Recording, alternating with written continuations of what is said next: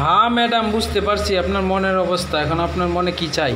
আমার মনে গাজা খোঁজে, গাজাই মনের দুঃখ বোঝে, তাই তো পড়াই প্রতি সন্ধ্যা সুকার বাজে বাজে।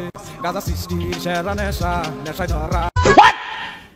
তাই তো তারে ভুলতে আমি নেশার নৌকা বাই, প্রতি রাইতে নেশার নৌকায় চাঁদের দেশে যাই।